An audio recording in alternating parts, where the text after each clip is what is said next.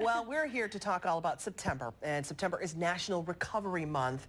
And with us is Lynn Howlett. She is a certified addictions recovery coach, here to talk to us all about what you do to help local families and individuals who think they may have a problem. Sure. Well, recovery coaching is something that's new.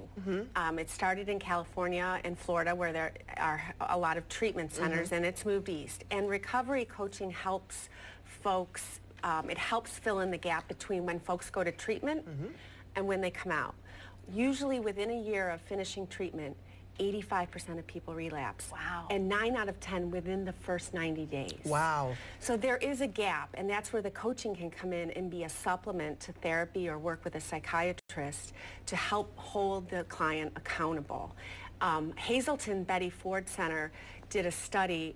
They added recovery coaches to the people that came out of treatment, and within a year they had 80% still remaining sober. That's huge when you say that in the first 3 months. How many people relapse? What percentage? A high 9 number. out of 10. So how does this doesn't replace, say, like AAA or AA, excuse me. It doesn't replace those types of memberships where a person goes to that. This is in addition to those things. It's an addition, and recovery coaches don't endorse one road of recovery. A recovery coach really serves as a cheerleader, an advocate, a resource broker, and offers many examples of recovery and connects the recovery to pathways that they choose. Wow.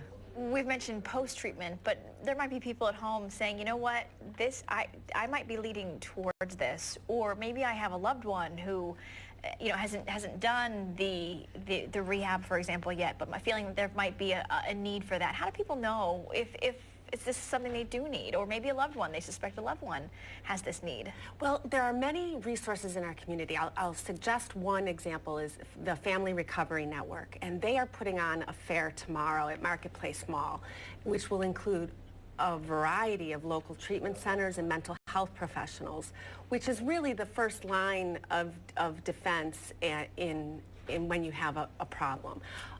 You can go for an evaluation. I see folks, though, from the whole gamut.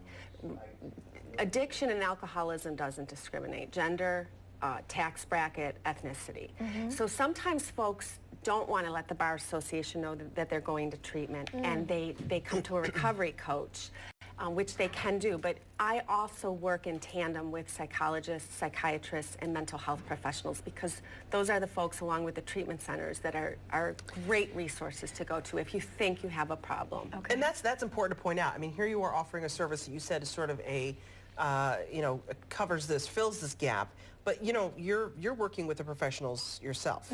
You want to make sure that you're giving the very best guidance. Yes. Right? So you have those experts, if you will, at the ready. Yes. Okay. Yes, and that's a real important part of being a recovery coach, is being that resource connector.